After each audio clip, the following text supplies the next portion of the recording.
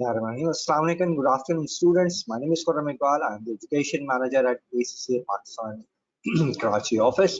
I welcome you all in the brand new episode of the Bridging the Gap webinar. Our topic for today is non-financial indicators in performance management. Before I introduce our guest speaker for today's session, just a housekeeping for everyone. During this session, आपके जो भी सवालात हों, आप question panel के अंदर वो input कर सकते हैं, and we'll be taking your questions during the session as well and at the end as well. So let's welcome our guest for today. Our guest for today is Mr. Taimur Bahram Khan. Taimur Bahram Khan is the head of business development and head of South for ACCA Pakistan. Taimur, by qualification, he's an accountant. Taimur has done his ACCA qualification, and currently he stands at ACCA fellow member. Taimur has a vast experience of working in the banking industry as well. He has worked in multiple banks, very renowned banks like Standard Chartered Bank, Union Bank, and since last couple of years he's heading as a head of South and also heading the head of as a head of business development. Taimur works very closely with the approved employers of ACCA in Pakistan. So thank you very much for Taimur for taking out your time for today's session. So without wasting any further time, I hand over this session to you. So over to you, Taimur. Thank you very much, Khurram. I would like to keep it an interactive session. So please do keep popping in questions आपके जो भी mind में आए in the question box, so that we can build a better comprehension मतलब जब amongst your जितने भी colleagues वगैरह के उनके लिए.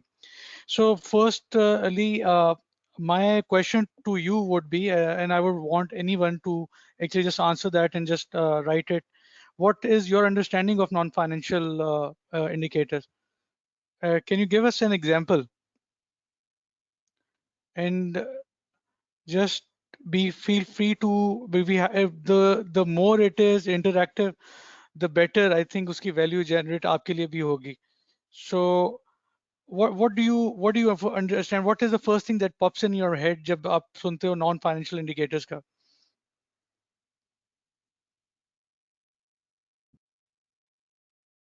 Taimur Asma is saying satisfied customer, and Farah Sultan is saying customer reviews. Again, we are getting so many comments returning for further business loyalty. Example is employee motivation, so on and so forth. So that is a very good answers. All are good answers and correct answers. So आपके जब non-financial indicators की हम बात करते हैं, why are they relevant for any industry? Let's just put it in that context कि जो non-profit organizations होती हैं, जो उधर उसमें ये non-financial indicators की ज़्यादा value होती है. So I'll give you an example of कितनों ने TCF का सुना हुआ है? Use the chat box. TCF या लाहौर में टीचर चाइल्ड का प्रोग्राम है, एक बड़ा सक्सेसफुली रन हो रहा है. इसी तरह ईदी का प्रोग्राम का आपको पता होगा. खुरम, आई एम सॉरी, मुझे आंसर नजर नहीं आ रहे, तो can you share the answers वगैरह कोई आ रहे हो? We don't have any comment as yet. अच्छा. Yes, Hassan Abbas says he knows TCF. You know TCF. So it's a non-profit organization. So it is not कि उनके profit होंगे वो retained earnings डालेंगे, retained earnings होंगी तो वो उनका annual accounts के अंदर वो show होगा और वो उनका होगा. So उनके लिए जो सबसे बड़ा जो gauge होगा, वो अगर मैं TCF के perspective से देखूं, like उन्होंने 100 बच्चों को अपने साथ enroll किया और उनमें से कितने बच्चे थे जो जाके लेट से उन्होंने ACCA का प्रोग्राम शुरू किया. मैं एक एग्जांपल देता हूँ, या ICAP का शुरू किया, या उन्होंने डॉक्टर्स बने, या कोई इंजीनियर बना. So that is an indicator जो दैट वुड शो कि how successful the program is being run. इसी तरह जैसे टीचर चाइल्ड का जैसे मैंने आपको बताया, वो भी सेम, जो उन्होंने डोमेस्टिक वर्कर्स के लिए प्रोग्राम शुरू किया हुआ है, जो माली के बच्चे जो आपके घर में जो डोमेस्टिक वर्कर्स होते हैं उनके बच्चों के लिए A और O लेवल उनको पढ़ाते हैं. तो उसमें भी ये आपका चीज आ जाती है कि हाउ मेनी जो है have अचीव्ड their targets. मतलब कितने ज्यादा बच्चे हैं जो कि आउटसाइड पाकिस्तान भी गए हैं, जो आप इसमें से बेंचमार्क कर सकते हो।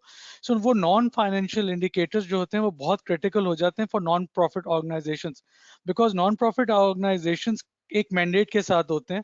उनके की डिलीवरेबल्स में ये होता है कि उन्होंने किस तरह से अपना जो स्कोप ऑफ वर्क में किस तरह से वो चेंज लेके आ रहे हैं। Now if you sort of dive into other organizations, वहां भी बहुत रेलेवेंट होता है। जैसे अभी आप में से आपके कुछ कोलीग्स ने आंसर दिया था, customer satisfaction. Customer satisfaction is a very very की कंपोनेंट। अगर हम इसको देखें इस तरह से कि एसीसीए की अगर आप बारे में बात करें, एसीसीए के मैं हवाले से बात करता हूँ। ACCA has lot of surveys. आप लोगों में से कितनों ने स्टूडेंट सर्वे भरा है? एंड प्लीज अपने आंसर दीजिएगा।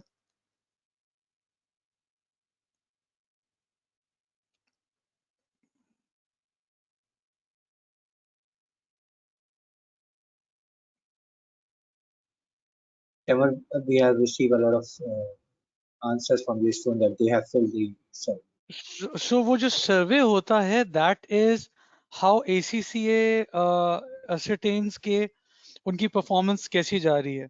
एक आपको मैं एक एग्जांपल एक और भी देता हूँ एसीसीए की कॉन्टेक्स्ट में। Approve learning provider, approve learning provider में ये नहीं होता कि जी किसके पास स्टूडेंट्स ज्यादा होंगे, क्योंकि जाहिर सी बात है from an ACCA perspective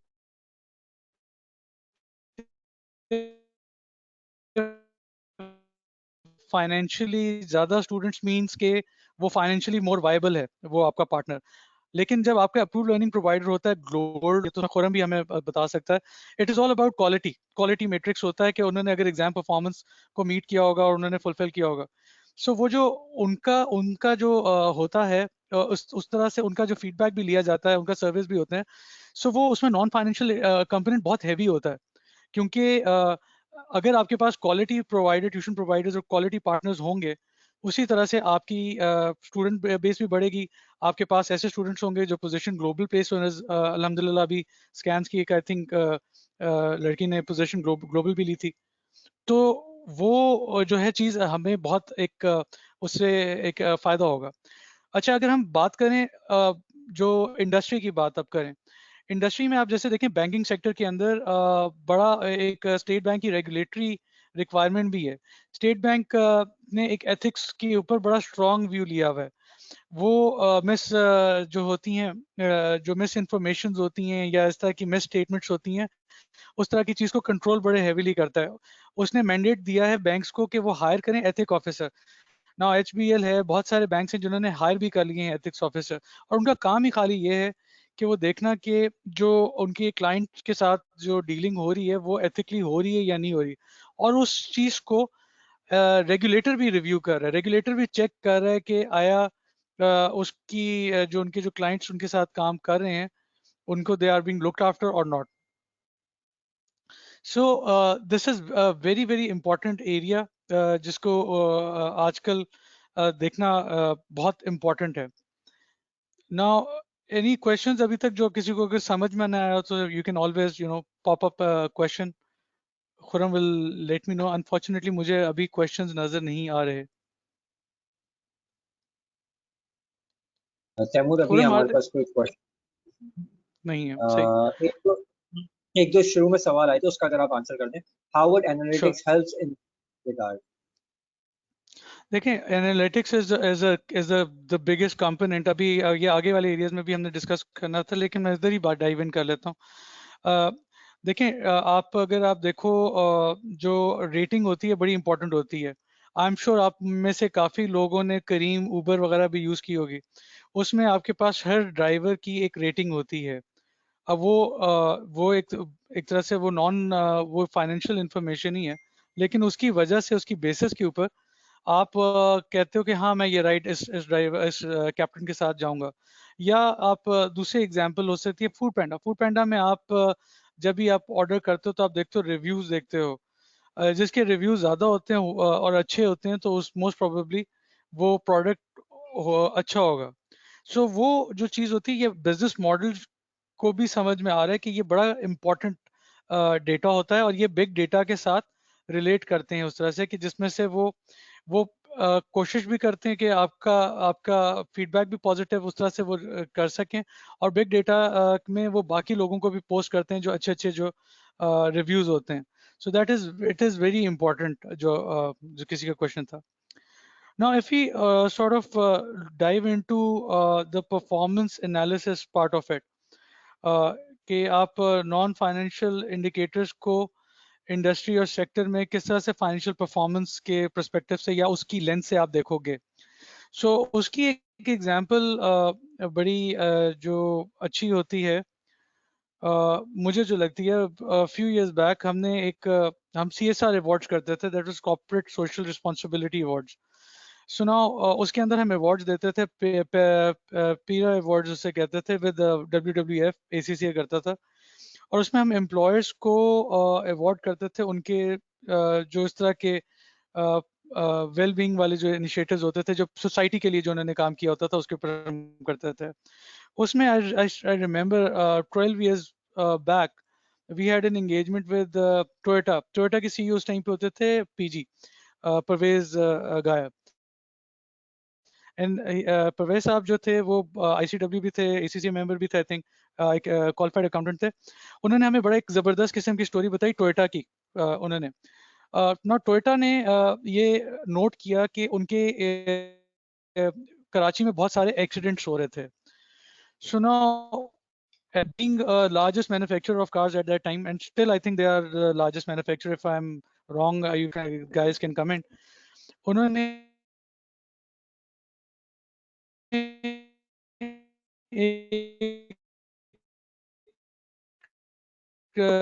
research करवाई फ्रॉम ट्रैफिक पुलिस वालों के साथ मिलके कि ये एक्सीडेंट्स क्यों, उसकी वजह से वो एक्सीडेंट्स हो रहे थे.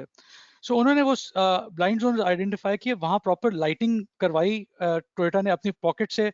उन्होंने ये जो सारा सर्वे करवाया ये पुलिस की उसके साथ मदद से किया था. It was an independent survey, it was not कि टोयोटा ने खुद अपने एम्प्लॉयज को डाला और उन्होंने कहा जी कौन से ब्लाइंड स्पॉट्स हैं, कि मतलब उसमें मतलब ताकि बिल्कुल ऑथेंटिकेटेड हुआ. एंड उसके बाद रिजल्ट ये था कि कार एक्सीडेंट्स कम हुए. अब ये नॉन फाइनेंशियल उसमें से आता है जिसमें से एक बड़ी कॉस्ट उन्होंने दी. और ये कॉस्ट क्यों एम्प्लॉयज देते हैं, CSR वाली एक्टिविटीज क्यों करते हैं? It is to for stakeholders यानी शेयर होल्डर्स वगैरह को बताने के लिए कि we are a responsible organisation. We are not only run by for profits वगैरह. Of course profit is a key. आपको पता होगा जो स्टॉक मार्केट का जो P4 वगैरह पेपर दे रहे होंगे बच्चे, कि P price earning ratio determines the value of a stock. कि जो आपकी जो स्टॉक स्क्रिप्ट्स होते हैं उसकी जो प्राइस अर्निंग रेशियो जिनकी ज्यादा होती है उनकी वैल्यूएशन ज्यादा होती है.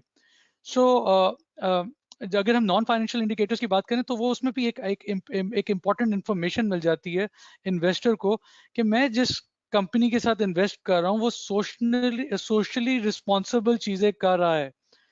ठीक है अगर वो प्रॉफिट भी कमा रहा है, लेकिन वो आजकल बहुत इंपॉर्टेंट, और ये EU की जो रेगुलेशन है उसमें बड़ी इंपॉर्टेंट है वो चीज़. उसमें से अगर आप देखो EU की रेगुलेशन में जो आपको पता होगा कि स्पोर्ट्स के गुड्स वगैरह बहुत सारे बनते थे फ्यू इयर्स बैक, जो ऐसी जगहों पे बनते थे जहाँ चाइल्ड लेबर होता था. एंड बहुत सारी पेनल्टीज भी लगी थी और वो जगहें भी बंद हो गई थी और वो बैन हो गई थी डेस्टिनेशंस जहाँ पे चाइल्ड लेबर वगैरह के लॉज वगैरह के ब्रीच हो रहा था. सो ये अब वो हो गया है कि एक स्टेक होल्डर की तरह, शेयर होल्डर्स होते हैं उनकी तरफ से प्रेशर भी होता है कि company has to be socially aware of whatever they are doing. उसकी की डिलीवरेबल्स में उसमें बड़ा इंपॉर्टेंट होता है. So I will give you another example. IKEA का कितने लोगों को पता है? एंड खुरम मुझे प्लीज बताइएगा कि कितनों ने जवाब दिया है. आइकिया का कितनों को पता है?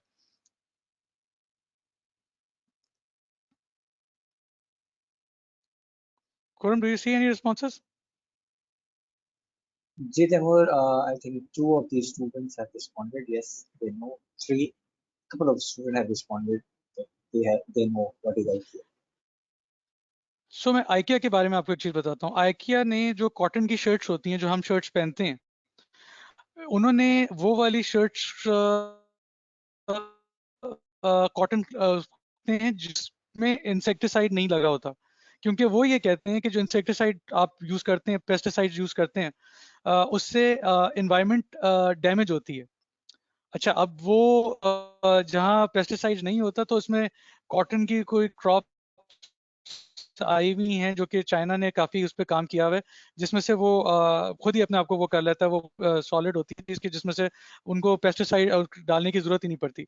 लेकिन वो उसके लिए वो महंगी कॉटन खरीद लेते हैं और वो बताते हैं अपने कस्टमर को कि जो आप कॉटन की शर्ट पहन रहे हो उसमें कोई इंसेक्टिसाइड यूज नहीं हुआ, पेस्टिसाइड यूज नहीं हुआ, इन्वायरमेंटली फ्रेंडली आपने कोई ऑर्गेनिक चीज आप कर रहे हो, और उसकी वजह से आप एनवायरमेंट को डैमेज नहीं कर रहे।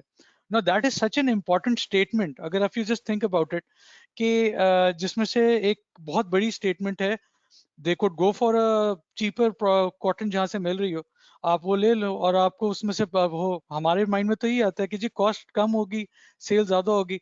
आइकिया का brand is a fantastic brand, उनकी सेल हो जाती।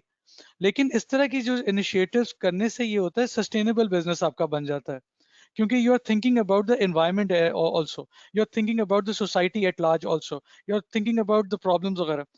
मैं एक आपको और एग्जांपल देता हूँ। एंग्रो का थर्कोल प्रोजेक्ट का कितनों को लोगों को पता है? Khurram, I am so sorry, आपको फिर से मैं तंग करूंगा, मुझे प्लीज फीडबैक जरूर दीजिएगा जितना आपको फीडबैक मिले। Khurram, any responses from anyone? Yes, couple of students responded. They know that. So what do they know about Therco project? किसका प्रोजेक्ट, किस कंपनी का प्रोजेक्ट है? पहला क्वेश्चन।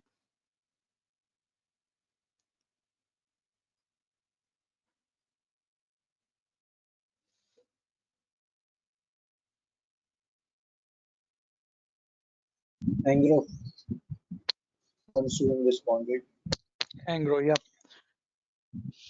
सो एंग्रो का प्रोजेक्ट है, और कोल के जो प्रोजेक्ट्स होते हैं जनरली वो इन्वायरमेंटली फ्रेंडली नहीं होते।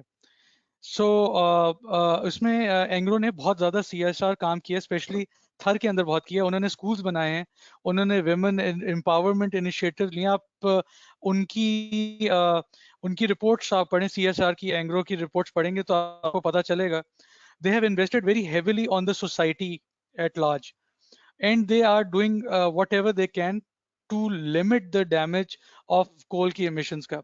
अब coal की emissions का जैसे आपको पता है कि लाहौर के अंदर it is Delhi I think is number one most popular most polluted city of the world, and number two पे I think लाहौर है।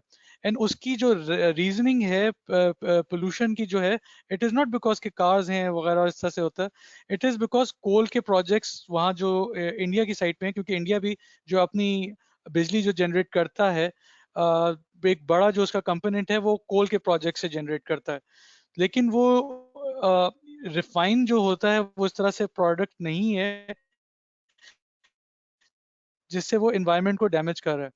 सो जहाँ तक एंग्रो जो भी अपना क्लेम भी करता है, वो ये कहता है कि जो जिस तरह की वो टेक्नोलॉजी यूज कर रहा है वो आपको परमानेंटली फ्री तो नहीं होगा, but it will be less damaging on the environment, and they are working very hard on the environment also, ताकि उनको पूरी वो जो साइट पे उनको अपस्केल भी कर रहा है और उसके ऊपर। So those are a few examples जिसमें से आप समझें कि non financial information, why is it important. So I hope आप लोगों को ये एग्जांपल समझ में आ रही है। अगेन खुरम, आप प्लीज मुझे फीडबैक दीजिएगा। Tamil, there's a question. How do you identify the non-financial indicators relevant to your industry sector?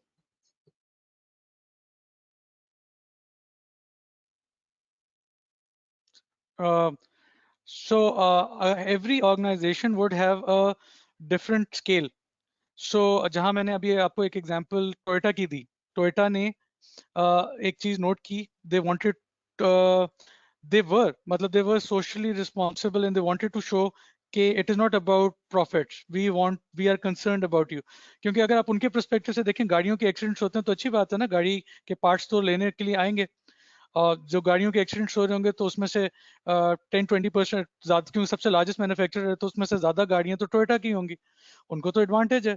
और अगर अगर उस पॉइंट ऑफ व्यू से आप देखते हो, लेकिन उनको वो वाली चीज नहीं सेल करनी, उनको ये नहीं सेल करना कि we are here for the society.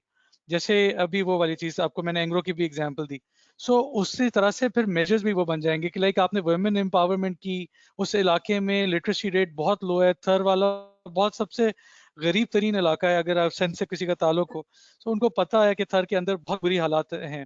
सो उसके अंदर वो उनके सोशली इतना वो उनका जो प्रोजेक्ट है एंग्रो का, उसको इतना इनको 5-10 साल के अंदर सिविलाइज कर देंगे, उस पूरे एरिया को एजुकेटेड कर देंगे कि वो पूरा एंग्रो का जो थर कोल का जो प्रोजेक्ट होगा, it will create new type of resources for that locality. So ये वो आपके हाथ से प्रोजेक्ट के हिसाब से होता है कि आपको कौन सा नॉन परफॉर्मेंस इंडिकेटर सूट करता है। एसीसी के परस्पेक्टिव पे जैसे मैंने आपको बताया, सर्वेज होते हैं, एम्प्लॉय सर्वेज होते हैं। अभी खुर्रम और मेरा भी हमारा भी एम्प्लॉय सर्वे होता है कि हम हमारी ऑर्गेनाइजेशन बेस्ट इन क्लास है या नहीं, मतलब हम are we the best organisation और नॉट। उसका पॉइंट क्या होता है? उसका ये पॉइंट होता है ताकि रिटेंशन आपकी अच्छी रहे। अगर आप एक तरह से देखो, एक ऑर्गेनाइजेशन में एक बंदे के ऊपर बंदा वो काम करते हैं, उसके ऊपर इन्वेस्ट करते हैं, सो जब काम उसका डिलीवर करने का आता है, वो ये ना हो कि दूसरी ऑर्गेनाइजेशन ज्वाइन कर दे। So organisation prior to joining ACC I was Standard Chartered, वहां पे एक बहुत जबरदस्त होता था Q trail reporting. Q trail reporting was like मैं अपने लाइन मैनेजर की रिपोर्टिंग कर सकता था, और वो रिपोर्टिंग बहुत इंपॉर्टेंट होती थी उसकी फर्दर ग्रोथ के लिए। सो एक टाइमलाइन होती थी जिसके अंदर हम करते थे, सारे मिलके करते थे, और वो बड़ा ऑनेस्ट एक फीडबैक होता था, चैनल होता था जो हम करते थे। This is I am talking about 13 years back in standard chartered, ये तब चीज होती थी। सो ये इसलिए होती थी क्योंकि वो आपको पता चल जाता था कि जो आप, जैसे हमारा जो लाइन मैनेजर है, कि वो लीडरशिप मटेरियल है या नहीं है, कि मतलब वो आगे के साथ, क्योंकि एक लीडर का जो अपने बारे में व्यू होना लेकिन एक अलग हो सकता है, लेकिन जो उसके सबॉर्डिनेट्स हैं उनका व्यू क्या है उसके बारे में, या मतलब अगर कोई खातून है उनके बारे में क्या व्यू है, that is very important to know के whether that person is making the right decisions, और उसके थ्रू वो ग्रोथ वगैरह के लिए वो डिजर्व करता भी है या करती है या नहीं। सो that is one side of it. So I would want you guys to give me examples, non financial indicators की। आप मुझे कोई एक अच्छी सी एग्जांपल दे दो। आपको आई होप आपको समझ में तो आ गया होगा काफी। सो आपके इसमें आपको काफी चीजें पता चल रही होंगी, जिसमें से अभी एक बहुत बड़ी चीज हुई हुई है, कोविड से रिलेटेड भी है। आप मुझे कोविड से रिलेटेड कोई एक नॉन फाइनेंशियल इसकी डिस्क्लोजर उसमें से आप में से आप कोई मुझे बताओ कि कोई किसी कंपनी ने क्या इनिशिएटिव लिया। We have a common employees turnover. Apart from the discounts given by banks on COVID tests like HBL. That's a very good example. A very good example, but there is a cost to it. Non financial तो ना हुआ ना, क्योंकि वो discount दे रहे हैं तो there is HBL को अपनी जेब से देना पड़ रहा है। You are almost there, but just think about कि और क्या चीज हो सकती है। Less in infrastructure construction industry. WHO giving medicines free of cost. Awareness related campaigns. Again वो कॉस्ट वाली चीज आ जाती है। मैं कह रहा हूँ कि आपको नॉन फाइनेंशियल उससे से। So the answer that I was looking for was, जैसे अभी हमारे ऑफिस में खुर्रम और मैं घर से इसलिए काम कर रहे हैं बिकॉज ऑफिस अभी हमने कोविड की वजह से थोड़ा सा कुछ एक आध इंसिडेंट हुआ था, तो हमने उसको उसको प्रिकॉशनरी मेजर पे वो किया हुआ है। सो उसमें से ये आ जाता है कि जब आप कोविड की बात करते हो कि वर्क फ्रॉम होम की फैसिलिटी देना एम्प्लॉयर को, लाइक अभी देखें हम अभी सेशन ये कर रहे हैं, ये हमें अलाउ कर देना कि जी नहीं आप घर से भी काम कर सकते हैं, और ये चीज होना, this is a very good example of non financial, ये जो इसमें से आ जाते हैं कि जिसमें से आपका काम को आप मतलब आप कह रहे हो कि आप कहीं से भी आप काम कर सकते हो, आपको ये एक फ्रीडम दे देना। आप बहुत सारे एम्प्लॉयज अभी ये दे रहे हैं। मैं के इलेक्ट्रिक की एग्जांपल है, के इलेक्ट्रिक ने अगेन वो फाइनेंशियल में भी आ जाता, लेकिन उन्होंने अपने जो इनकी फिक्स कॉस्ट थी डेस्कटॉप्स की, उन्होंने लैपटॉप्स पे कन्वर्ट कर दी है। उन्होंने ट्रेनीज को लैपटॉप्स इसलिए दिए हैं ताकि डेस्कटॉप्स के बजाय, ताकि अगर ये कोविड वगैरह इसी तरह रहता है तो वो बच्चे घर से भी काम कर सकें। So that is another example of it. सो इस तरह से होता है नॉन फाइनेंशियल वाली।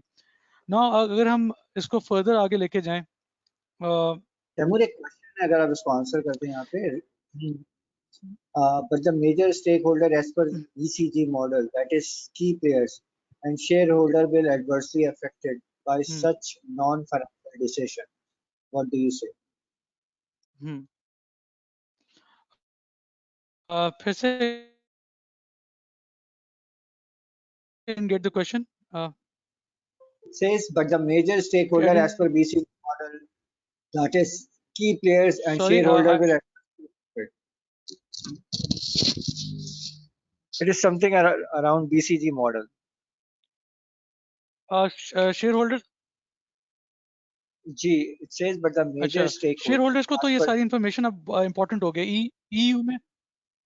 हाँ बिल्कुल बिल्कुल, अब ईयू की रेगुलेशन आ चुकी हुई है, जो सस्टेनेबिलिटी के जो 4 कंपोनेंट्स हैं जिसके ऊपर हम बात करें, उसमें आपके पास ह्यूमन राइट्स की होते हैं कि अगर आपकी कंपनी ऐसी है कि ह्यूमन राइट्स से अभी मैंने कहा कि आप अगर शूज बनवा रहे हो, आप लेट्स से, मैं प्रोडक्ट का नाम नहीं लेना चाहता, अगर आपने कोई प्रोडक्ट बना रहे हो जैसे जॉगर्स वगैरह, और उसमें आपने सारे बच्चे रखे हुए हैं अंडर एज जो कि वो बना रहे हैं, सो वो ह्यूमन राइट्स की वायलेशन है। इसी तरह से आप की क्लाइमेट के ऊपर, जैसे आपको पता है, जैसे अभी मैंने एंग्रो की एक एग्जांपल दी थी कोल वाले प्रोजेक्ट के ऊपर, एक इम्पैक्ट तो आएगा ना एनवायरनमेंट के ऊपर। So how responsibly you as an organisation और as a stakeholder would you address that challenge, that is very important.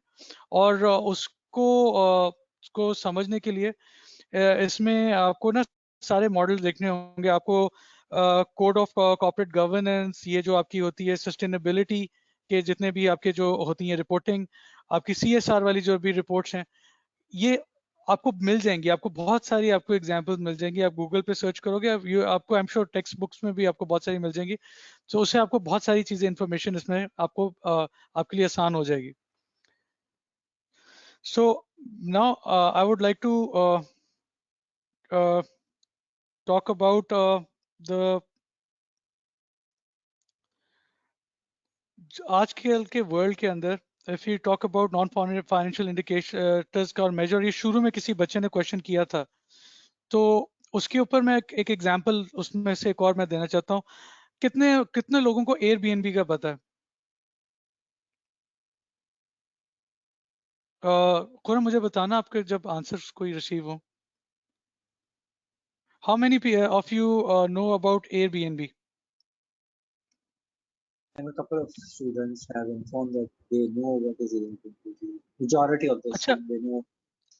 सो अभी तक हम ज्यादा एनजीओ हम बात कर रहे थे, पब्लिक, और जिसमें से के जी हम के जी कोविड के पे भी काम कर रहे हैं, नॉन फाइनेंशियल उसमें से सपोर्ट दे रहे हैं एज एन एम्प्लॉयर, वो क्यू ट्रायल रिपोर्टिंग भी हो रही है, सर्वेज हो रहे हैं, और सारी वो चीज़ों को कर रहे हैं। लेकिन ये जो है ना एयरबीएनबी इज स्टार्टअप्स वगैरह में एकदम 26 आई थिंक बिलियन की इसकी वर्थ हो गई है। It is the largest hotel of this world right now, and it does not, actually they don't own anything, they don't own a single asset, मतलब उस तरह से। तो वो किस तरह से बना एयरबीएनबी, ये हमें समझना पड़ेगा। ब्रायन चेस्की के बारे में अगर आप लोग ये भी बात सुन रहे हो, गूगल में आप करें Brian Chesky, read about it कि हाउ एयरबीएनबी का उसने कॉन्सेप्ट विजुलाइज किया और उसने क्या किया। ब्रायन चेस्की कहता है आई एम सेलिंग एक्सपीरियंसेस, यानी अगर कोई एयरबीएनबी का कस्टमर आता है, वो एक एक्सपीरियंस को वो सेल करता है। इट इज नॉट अबाउट कि जी बेस्ट होटल है, बेस्ट खाना मिलता है, बेस्ट ये है। एक्सपीरियंस लाइक या आपको केव के अंदर जो है कुछ जगहों पे आपको रहने को मौका मिल जाता है, आपको इग्लू में रहने को मौका मिल जाता है, आपको ट्री हाउस में रहने का मौका मिल जाता है, डिफरेंट टाइप के experiences. Millennials love that and he says that I am a merchant of selling experiences. और वो किस तरह से इंडिकेट चेक करता है, वो नॉन प्रोफाइन उससे उसी सेटिस्फेक्शन से पता करता है कि लोगों को कौन सी चीज अच्छी लग रही है, उनको इग्लू में रहना अच्छा लग रहा है या ट्री हाउस में रहना अच्छा लग रहा है, या उनको कौन सी वो चीजें जो है ट्रिगर्स वो कौन से हैं, वो सारा बिग डेटा से वो कैलकुलेट करता है।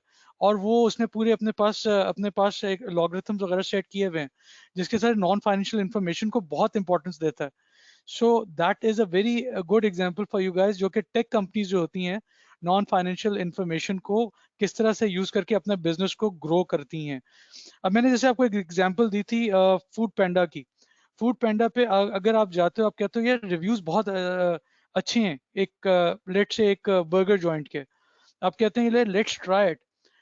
उससे फर्क पड़ता है अगर रिव्यूज अच्छे हों, लेकिन अगर आपने ट्राई करना हो तो आप देखिए रिव्यूज कितने हैं, क्वांटम में हैं कितने, यानी हजारों रिव्यूज हैं जो कह रहे हैं कि बहुत अच्छा बर्गर है, या 5 लोग बोल रहे हैं। अगर 5 लोग बोल रहे हैं और आजकल आपका जो कस्टमर है वो भी बहुत इंटेलिजेंट हो गया हुआ है, तो अगर 5 कस्टमर बोल रहे हैं कि ये अच्छा बर्गर है, सो उसमें से जरूरी नहीं है कि वो बर्गर वाकई में अच्छा हो सकता है कि वो बंदा उसको खुद ही अपना रिव्यूज दे रहा हो या उसके खानदान वाले ही दे रहे हो रिव्यू। उसमें फिर आपको पता चल जाता है कि कितने ज्यादा वॉल्यूम्स होने बहुत जरूरी है। सो ये बहुत एक इम्पॉर्टेंट गेज होता है कि जिसमें से आपको पता चलता है कि ऑर्गेनाइजेशन कितना अच्छा परफॉर्म कर रही है या बुरा परफॉर्म कर रही है। इस सारी एग्जांपल्स के बारे में किसी का कोई स्टेटमेंट या कोई कमेंट या कोई क्वेश्चन तो प्लीज इसमें आप डाल दें, और खुरम आप मुझसे शेयर कीजिएगा।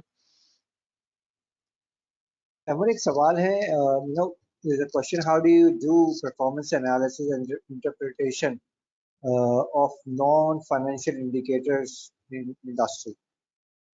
सो सेटिस्फेक्शन तो बहुत सिंपल है, अगर आपके कस्टमर आपसे सेटिस्फाइड है, सो दैट मीन्स के यू आर डूइंग वेल। और आपने हिस्टोरिकल आपके पास भी डेटा होना चाहिए, या आगे का भी जब आप एक बार कलेक्ट करते हैं तो आगे भी आपको वो करना चाहिए, so that would tell you where you are going right and where you are going wrong. जैसे बैंक्स के अंदर भी आपको बहुत सारे आपको कस्टमर सर्विस होते हैं, आजकल आप देखो तो बहुत सारे आपको ये सर्विस मिलते हैं, खासतौर पे इवन जो एप्स होती हैं। आप एक बैंकिंग ट्रांजेक्शन करते हैं तो हमेशा आपसे पूछते हैं how was your banking experience, and वो क्यों वो आपसे पूछ रहे होते हैं, वो एक अंदाजा लगा रहे होते हैं कि व्हाट वी हैव डन, क्योंकि टेक्नोलॉजी है ना वो, is it making is it creating an impact और नॉट।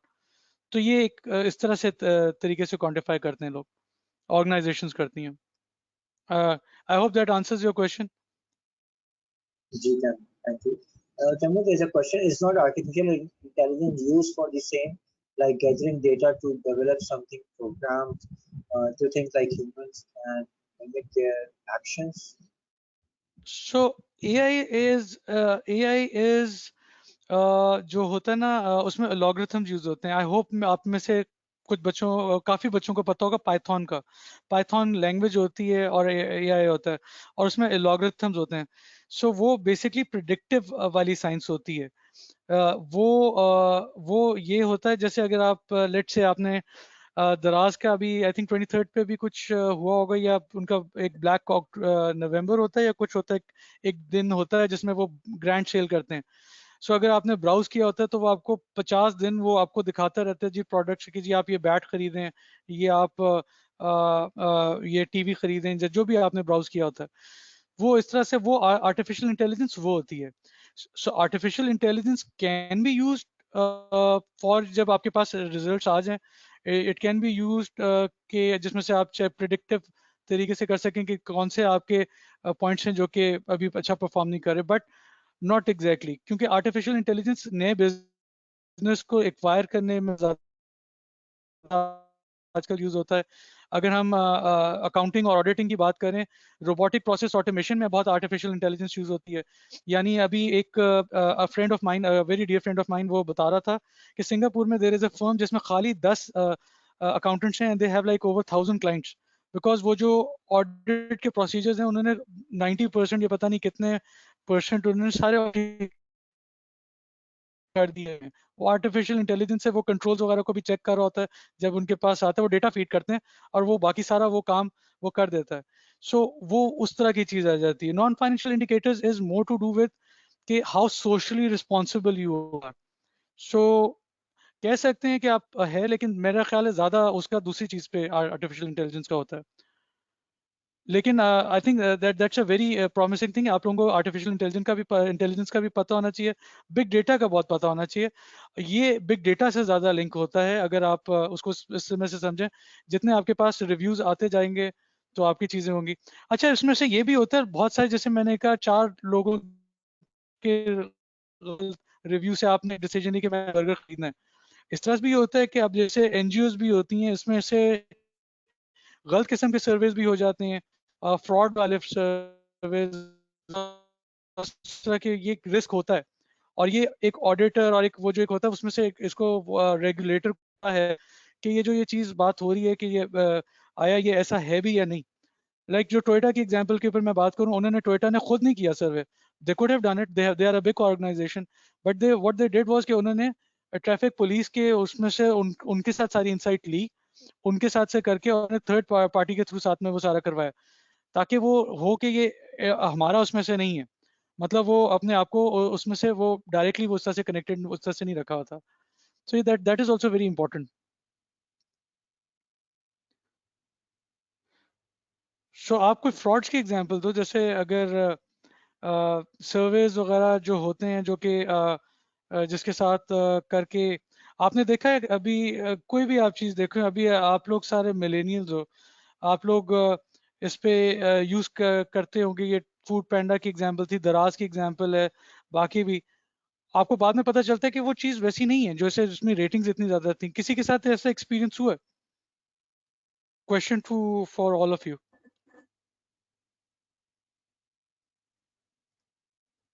खुरम, हम किसी का माइक वो कर सकते हैं, अनम्यूट कर सकते हैं ताकि दे कैन क्वेश्चन इस तरह से कर सकें। नहीं Tamur, we cannot unmute attendees mic. अच्छा, ओके ओके। सो किसी के एक्सपीरियंस पे किसी ने फीडबैक दिया आपको Khurram?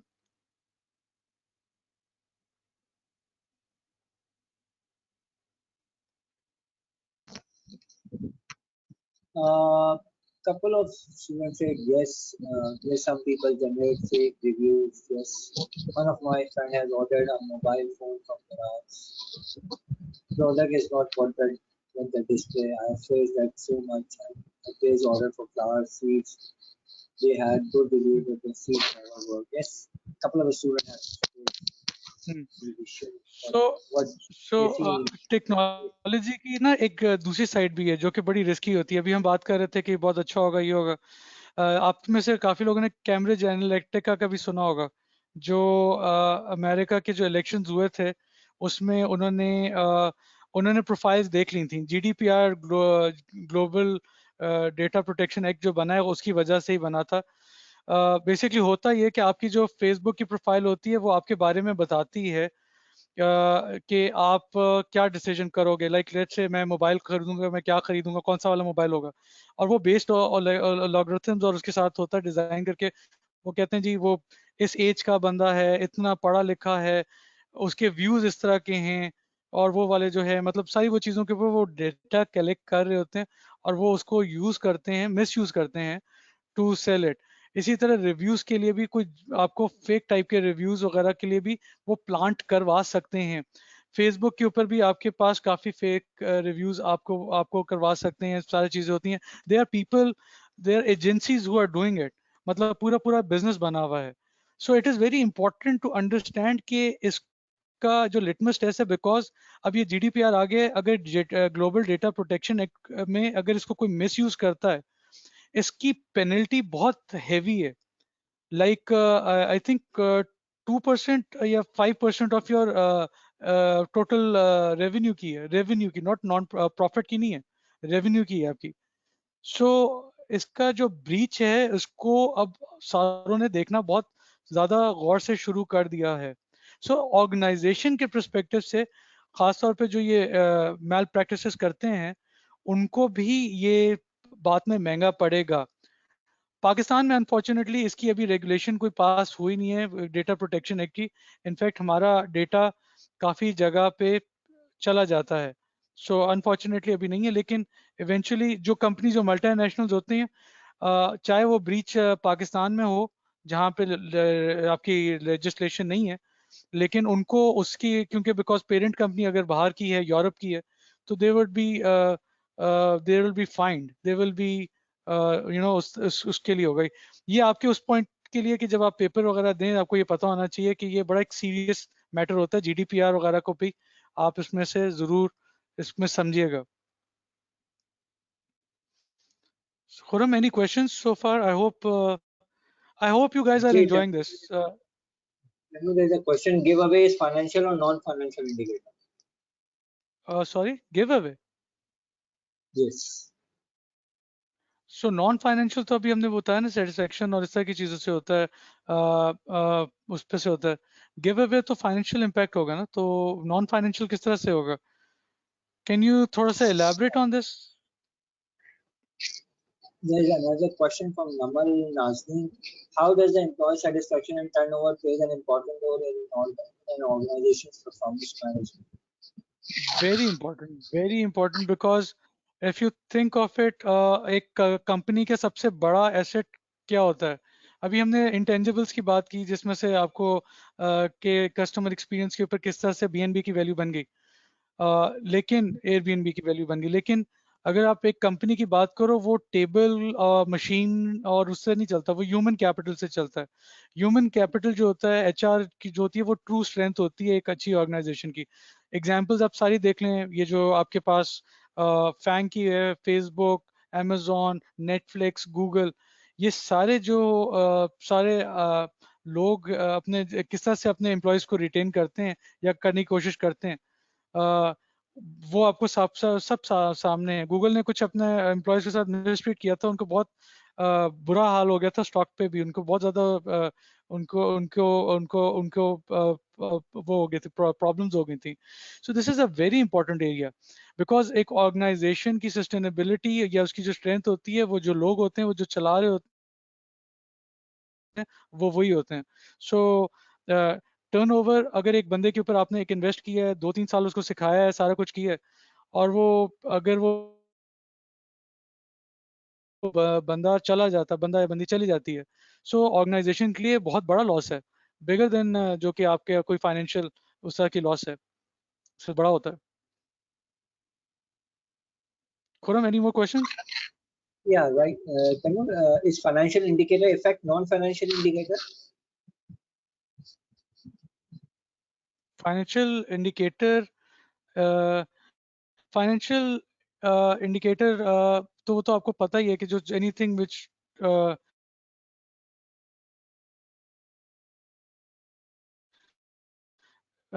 Can be is measurable in terms of के जो आपके अकाउंट्स वगैरह के हिसाब से आपको हो जाता है कि कितनी सेल हुई थी, या वो आपका एक तरह से आपका जैसे केपीआईज में आपके पास इतना आपके पास वो प्रॉफिट होगा, आपने जनरेट करना है, ये सारा वो आपका फाइनेंशियल होता है।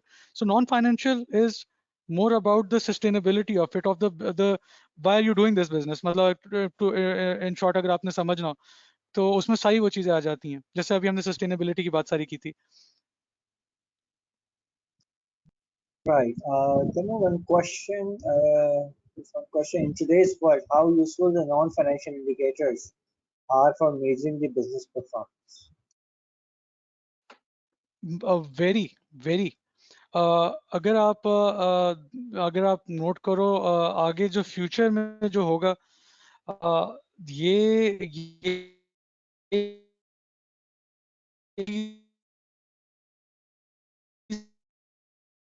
करेगी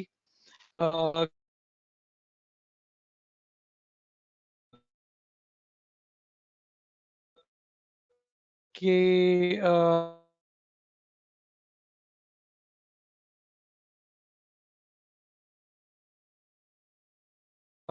बिजनेस कितना सस्टेन, कितना ग्रो करेगा। टोयोटा की अभी जो है परफॉर्मेंस, अभी हम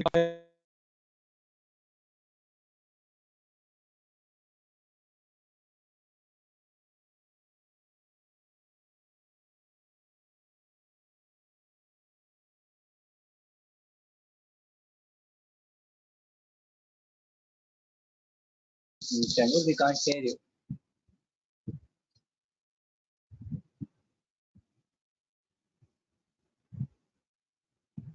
और सेल्स के लिए, हर चीज के लिए। सो अगर आप उस चीज को देखोगे ही नहीं, आप कहोगे कि हमारी गाड़ी तो सस्ती है, हमारी गाड़ी में ये फीचर्स हैं। अब मैं आपको एक एग्जांपल उसी की उसमें से आगे लेके जाके देखता हूँ। जैसे अब ये एक चाइनीज गाड़ी आई है, आई थिंक DFKC मेरा ख्याल है। अब वो it's a beautiful car, 45 lakhs की है उसके मुकाबले में और सारी चीजें हैं। लेकिन उसकी आपको पता चलेगा जब वैल्यू, जब गाड़ी चलेगी। ये मुझे बात हमारे बड़े सीनियर मेंबर्स हैं टोयोटा में, उनके साथ जब हमारी काफी सेशंस होते हैं तो उसमें से ये पता चला था कि एक गाड़ी का आपको पता चलेगा जब ये लंबी गेम होती है। एंड इट जो ऑटो सेक्टर जो चल रहा होता है टोटल आपके फीडबैक पे चल रही होती है। इफ पीपल फील कि यार ये बड़ी अनरिलायबल गाड़ी है, 4 बार ब्रेक डाउन हो जाती है, मैं तंग आ गया उस गाड़ी का, कभी ये मसला हो जाता है, कभी वो मसला हो जाता है, नोबडी विल बाय दैट। आप आप बताओगे लोगों को ये गाड़ी बुरी है। पाकिस्तान में कोई चीज, नोबडी इज शाय, अगर कोई चीज खराब होगी तो आप हर एक को बताओगे। और मोस्ट प्रोबेबली अगर कोई चीज अच्छी होगी तो मे बी आप शायद किसी को भी ना बताओ। तो इसलिए इट्स वेरी इंपॉर्टेंट। तो any more questions Khurram?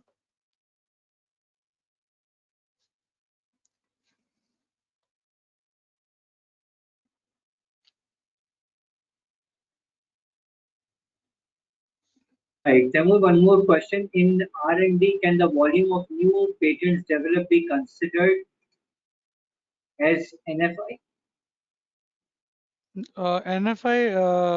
NFI is non funded income, मतलब वो आप कौन सी इसकी बात कर रहे हो? अच्छा, नॉन फाइनेंशियल इंस्ट्रूमेंट, वो क्या ये स्टेट। देखिए R&D इज ज्यादातर ये होता है, R&D आपके फार्मा सेक्टर के अंदर होती है। जैसे कोविड की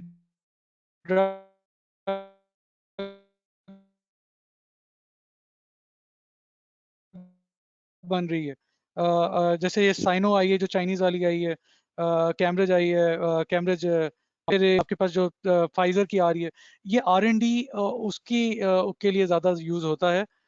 उसमें R&D के जो फार्मास्यूटिकल सेक्टर के अंदर जो ज्यादा यूज होता है, उसके पूरे प्रोटोकॉल्स होते हैं, रेगुलेटरी उनके पास बहुत सारी चीजें होती हैं जो कि करना होता है। और कभी भी वो दवाई को रिलीज कर ही नहीं सकते जब तक वो टेस्टेड या ट्रायल से गुजरी भी ना हो। सो उसके बाद, जैसे अब आपको मैं वो एग्जांपल है कि एक दवाई के आई थिंक ब्लड क्लॉट्स हो रहे थे, आई थिंक वो कैम्ब्रिज वाली दवाई थी, जिसके बारे में फिर यूरोप में काफी बैन भी हो गई थी, फिर उसके बाद WHO ने बोला कि नहीं नहीं सही है, और वो फिर चल रही थी। सो नॉन फाइनेंशियल डिस्क्लोजर उस तरह की, अगर फार्मास्यूटिकल की बात करें, सो उसमें वहाँ ये बिल्कुल होता है कि जहाँ आप अगर कभी भी दवाई के ऊपर, उसमें आपको ये डिस्क्लोज करना होता है कि जो भी साइड इफेक्ट्स हो, लाइक अगर पेनाडोल के एक साइड इफेक्ट से एक बंदा भी मर गया, जो कोई नहीं मरता, अगर आप देखें पेनाडोल पाकिस्तान में हर कोई खा रहा होता है, आजकल तो बच्चे भी खा रहे होते हैं पेनाडोल के जी, बुखार हो गया, सर में दर्द हो गया, कुछ भी हो गया। लेकिन अगर एक भी बंदा की डेथ होती है तो then they would have to disclose it. वो उस पर्सपेक्टिव से है, R&D के पर्सपेक्टिव से नहीं है, लेकिन डिस्क्लोजर उस तरह से है कि जब आप वो चीज उसमें से R&D के प्रोसेस है, फार्मा की एग्जांपल मैंने आपको दे रहा हूँ, तो अगर वो आप गुजर रहे हो तो आपको वो डिस्क्लोज करना पड़ेगा जहां जहां आपको लगा है कि लोगों का उस पे एडवर्स रिएक्शंस हुए हैं। You can't keep it to yourself, you can't say कि जी ये दवाई बहुत अच्छी है, आप खाते जाएं सब सही हो जाएगा। इस तरह से आपको आपकी जो दवाई जो है वो आप नहीं बेच सकते। ये फार्मास्यूटिकल का प्रिंसिपल होता है। इसी तरह टेक्नोलॉजी वाली साइड पे भी जो आप R&D करते हो, आपको आपको इंश्योर करना होगा ऐसी कोई चीज ना हो कि जिसमें से आपने कोई किसी और का डेटा को आपने, मतलब आपने कोई ब्रीच कर दिया, GDPR का ब्रीच कर दिया। जैसे अब आपने देखा होगा, आपसे कंसेंट ली जाती है, गूगल आपसे बार बार पूछता है, कोई भी आप ऐप चलाते हैं तो उसमें आपसे पूछता है कि आपको कंसेंट देनी होती है कि वो आपका इन्फॉर्मेशन लेके यूज कर सकते हैं या नहीं कर सकते। और अगर आप नहीं कर देते कंसेंट तो आपको ऐप आपका मोस्ट प्रॉब्ली चलेगा भी नहीं। तो ये बड़ा एक इम्पॉर्टेंट एरिया है। लेकिन इसको आप बिजनेस की वही सस्टेनेबिलिटी वाली साइड से देखोगे तो आपको ज्यादा समझ में आएगी। You know, there's a question: can an organization count good customer service and after sales service as NFI, non-financial indicators? बिल्कुल। अगर आपकी जैसे अभी हमने कहा कि ACCA के सर्वेज होते हैं, अगर सर्वेज सारे बुरे आ रहे हैं तो आपका इंडिकेटर बुरा है, और अगर बहुत सारे अच्छे आ रहे हैं सर्वेज, जैसे आपका एम्प्लॉयर से भी सर्वेज होते हैं, आपके जो ट्यूशन प्रोवाइडर से भी होता है, हर एक से होता है, हर स्टेक होल्डर से होता है। सो वो हर का आपका वो असेस कर रहे होते हैं, मैनेजमेंट आपकी कर रही होती है कि आपकी एक्सेप्टेबिलिटी किस लेवल पे है with every stakeholder. and that is a very important benchmark for all businesses, कि कस्टमर सर्विसेज का जो आपको फीडबैक हो।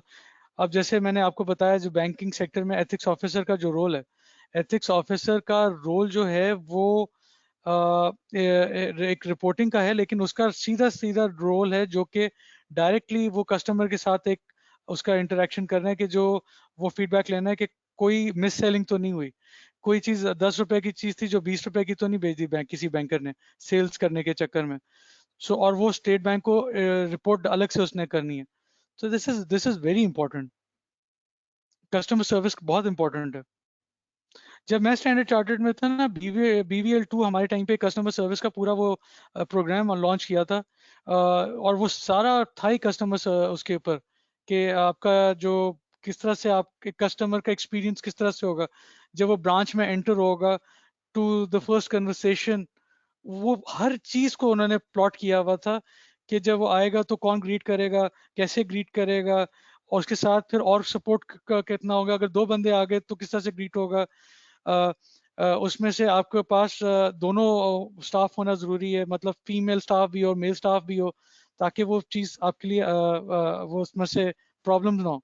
So the customer service is very important. जी Khurram. Right.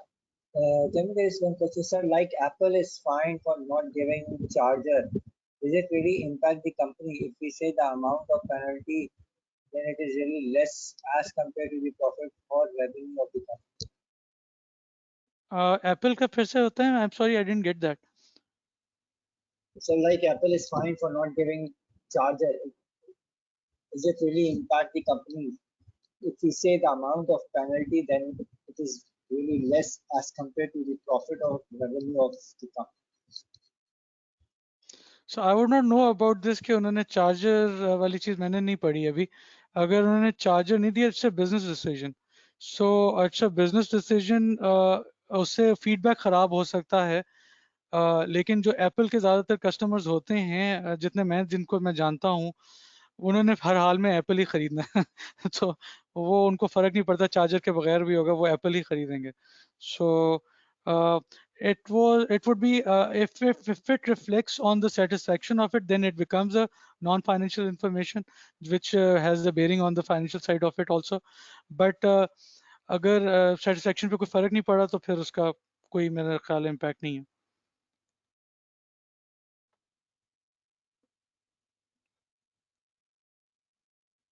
Right. Then I think Back to going to be a last you. question. What challenges do you think are with the identification and interpretation of non-financial indicators in your sector and in general? मैं उस perspective से बात करूंगा, क्योंकि मैं खुद भी एक टाइम पे long long long time back student था। मैंने भी ACCA दिया हुआ है, खुरम ने बताया हुआ है आप लोगों को।